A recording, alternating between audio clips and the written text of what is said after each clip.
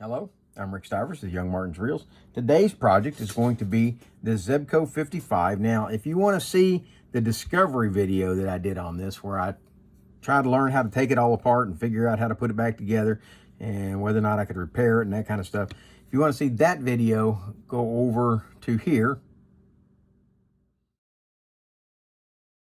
and you can watch it there. This is the service and lubrication video, which is going to show you the correct way to take this apart and put it back together. I did not do that in the first video. That's why I have a second video that actually teaches you how to take one of these apart correctly and put it back together without going through a whole bunch of hoops. So here's a service video. Let's continue. We're going to start off by loosening this screw right here, which I currently have loose already, and this screw right here. And this can be done with a nickel, or if you do like I did, I had a screwdriver that I've custom ground down to fit this curved hole. All right, once that's done, now in the last video you saw me trying to unscrew these off. Well, they don't unscrew off, they pull directly straight off like that. If you look, when you screw this screw down right here, when you screw it down tight, this little bar comes up inside here, and that pushes up inside this little rectangular cutout in here, and that gives you the grip to hold the cover on. So I'm going to loosen this back up so it'll be ready when I go to put it back, take it back, put it back together. All right, that's got the front cover off. Let's take the back cover off. Now, if you, like in this case, have difficulty getting the cover to slide off, you can just take a small screwdriver and get down in underneath it. If you can't, if a screwdriver won't do it for you, try a razor knife, slide it in under the cover, and just very gently lift up, and that will pull it up and off. Okay, with that done, you've got that cover off. We're going to go ahead and remove this nut off the end, and I'm using a 7/16 nut driver for that.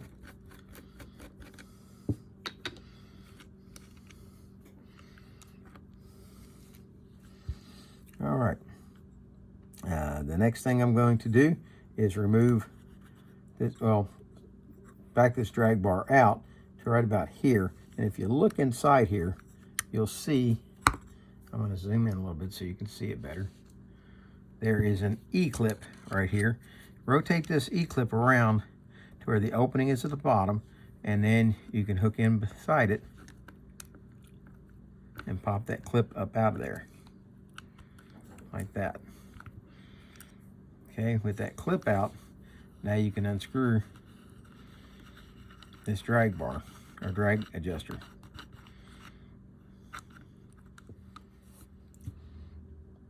The next part we're going to remove is going to be this push button assembly. This is what gives your button the action. Here, when you push this button, it pushes the axle shaft out. Oh,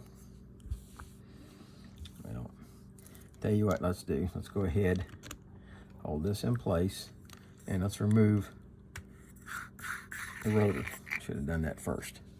Okay, with that done, move this arm, hold retaining clip over, and let's slide the spool off. Now, let's get back here. We're going to remove this screw. With that screw removed, now this assembly will come out. I didn't get threads all the way out, apparently. There we go. And this is a retaining clip that holds the crankshaft in place. It's also the adjustment bar for it when we go to put it back. We'll set that over to the side. Now we're going to take out the brake assembly, and you do that by pushing in right here on this bar tip, and then lift up a little bit, and we're going to turn it around, and we're going to go over and do the other side. Pull that side in like so, lift up the bar, there we go, and we're going to lift out that axle shaft assembly. With that done, we can take our okay, next thing we're going to do is this action up here. let's flip it into the rear position like so. With that in the rear position, we can now move the crankshaft all the way to the rear, and it allows us to take out this pinion gear. With the pinion gear removed, we can now remove the crankshaft. Next part to remove is going to be the drag adjuster over here.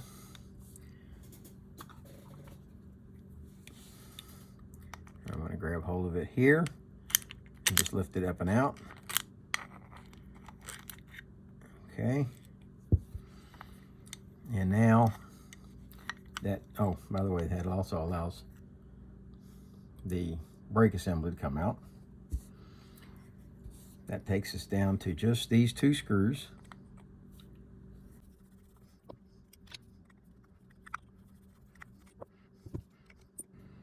Okay. And now this assembly will come out. And there you have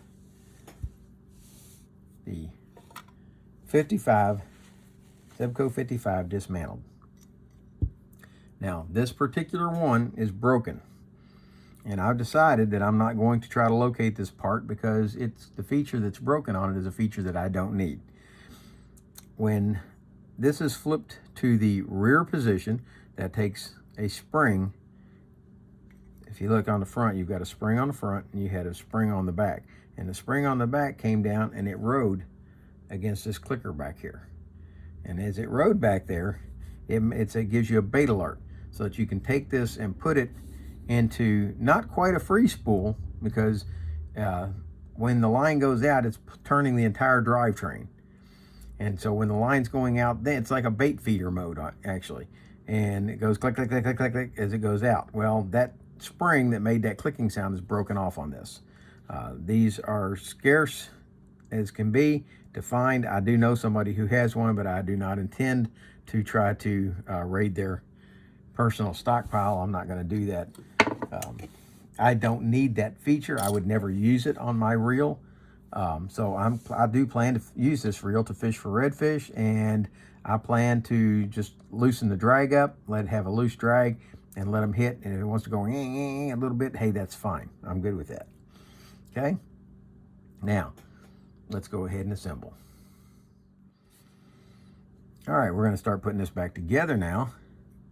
And the first part that has to go in is this anti-reverse bait alert piece. If you try to put this in last, you will find that it will not fit. You can't get it past the gear. So let's go ahead and put it in first. Also, you have to look down in here.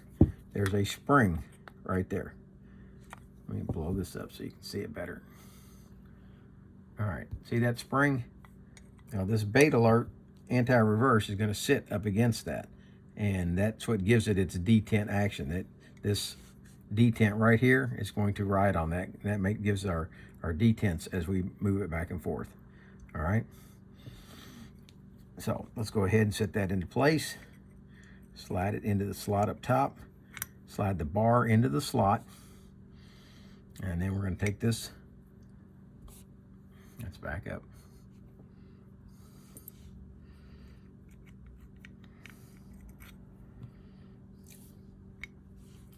Okay, we're going to take the anti-reverse bait feeder assembly, slide it in through the slot at the top.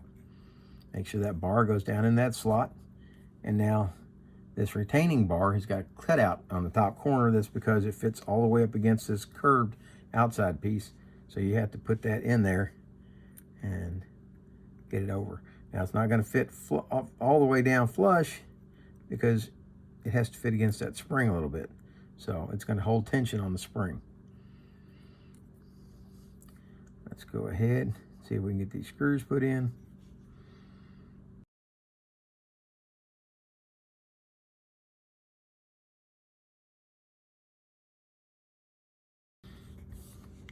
All right, with that in, I'm going to go ahead and oil it so that it's going to slide well on that spring down there. Let's put a little oil on the back side as well.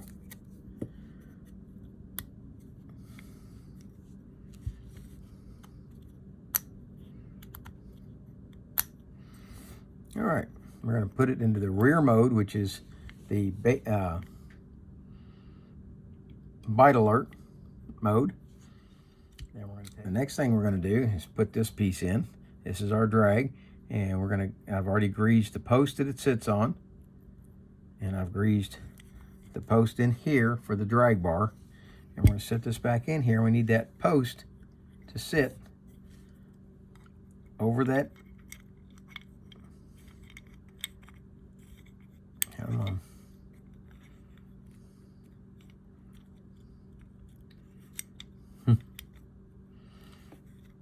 There we go.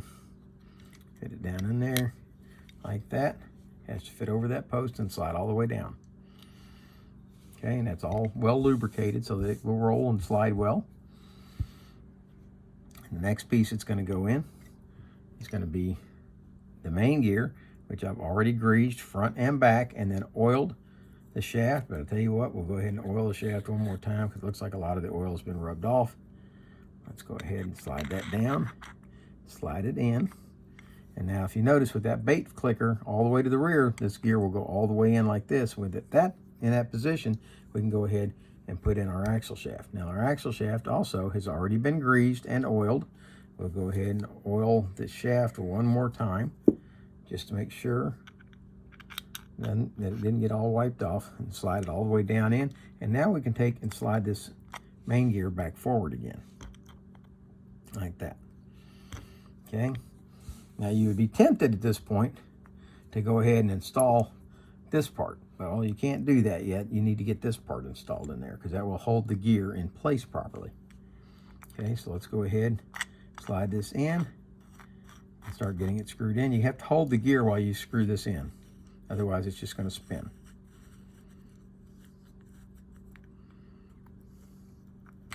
Okay.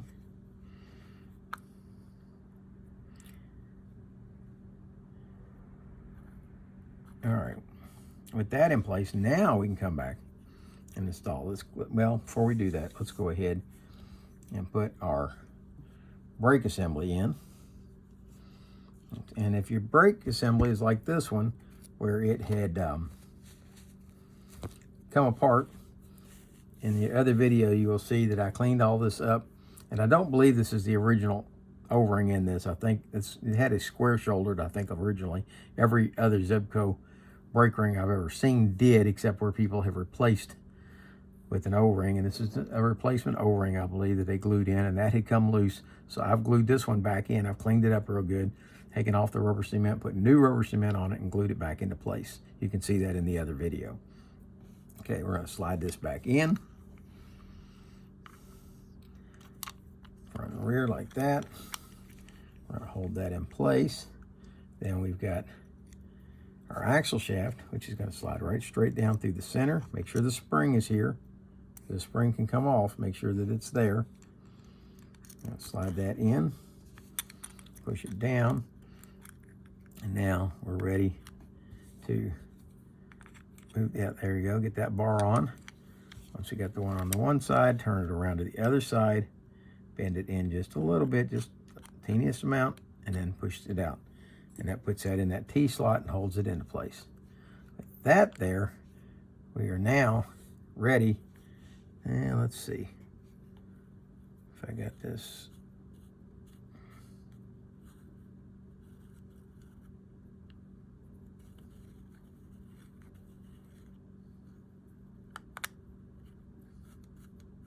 There's the slot.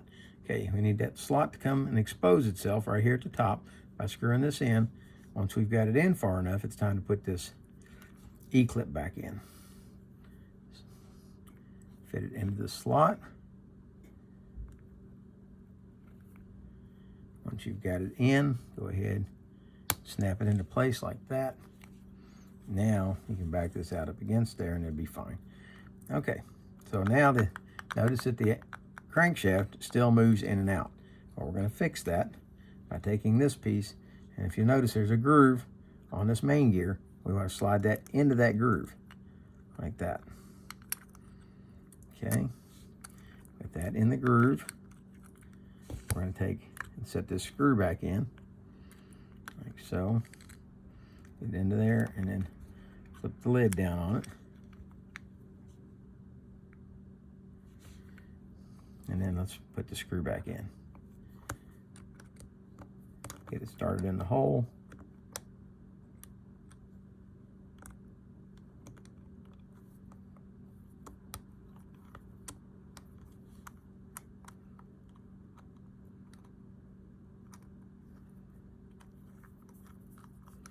There we go.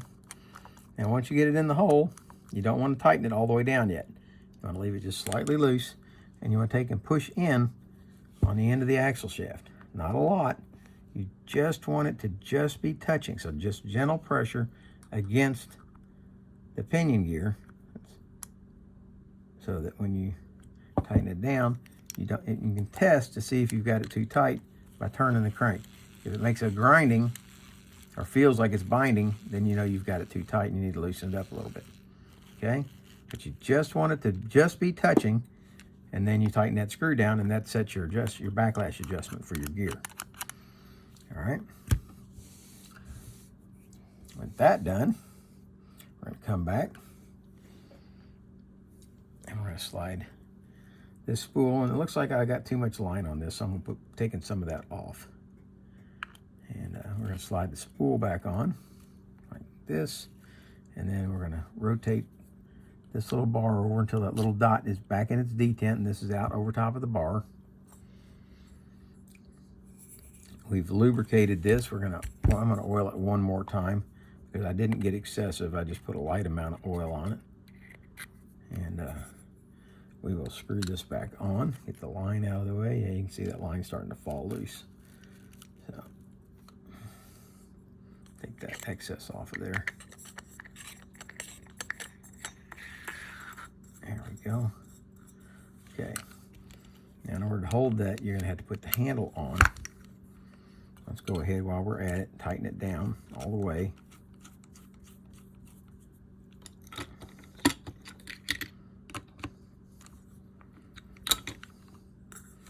Now with the handle held, you can tighten down the rotor.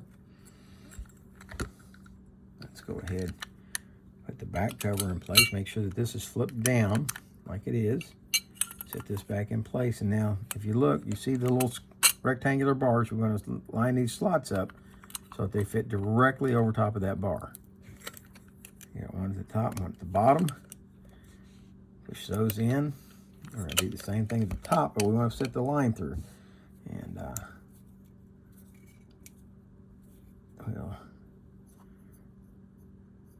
let's cut off this excess here. Well, let's go ahead and cut all this excess off, which is not enough excess cut off yet. We're going to have to take more than that. I got a little carried away winding on line last night. All right, let's slide that through, pull it out the other side. And now here, you've got your Zebco 55, and you're gonna want that at the top. See if you got another one of these at the bottom. And see this hole here? That hole's got to be at the bottom because that allows excess water that goes inside here to drain out of that hole. Okay, so let's turn it to this way.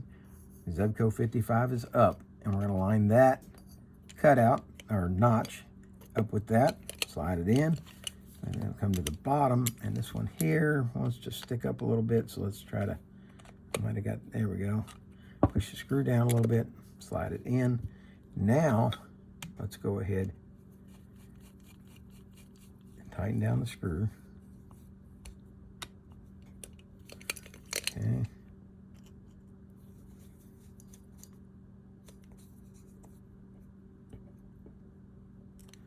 Okay, you don't have to get silly tight with those. It's plenty enough to hold it. All right, now let's see what we got. We should have anti-reverse when we go forward. Let's see. First off, let's push the button. Okay, pull out some line. Let me pull out a little more line because I'm going to cut it off. All right, now let's pull some line out so we can actually wind. Okay, there's a big reel. All right, we gotta tighten down the drag a little bit. I had it full loose. There we go. Here's your anti-reverse. It's working. drag is working. Let's see here. I tightened it down too much that time. Okay, there's your drag.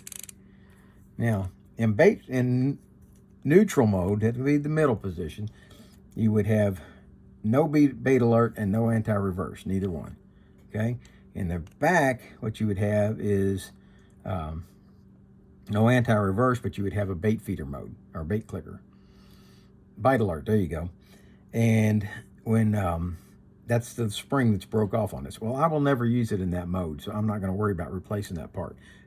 I do want it in this position because this gives us our anti-reverse and gives us bait feeder mode. Okay, so I'm going to push the button. That should allow line to come out fine. There we go. Let's try our drag. Now drag it's a little loose. I could tighten it down just a hair. Okay, that will allow you to properly service a Zebco 55 and get it ready to go out and go fishing again. I think I still got too much line on. I think I'm gonna pull a little more off. But I hope you liked the video. If you did, hit the like button. If you didn't, hit the dislike button. Tell me what you didn't like about it. And for now, that's Rick Stivers of YoungMartin'sReels.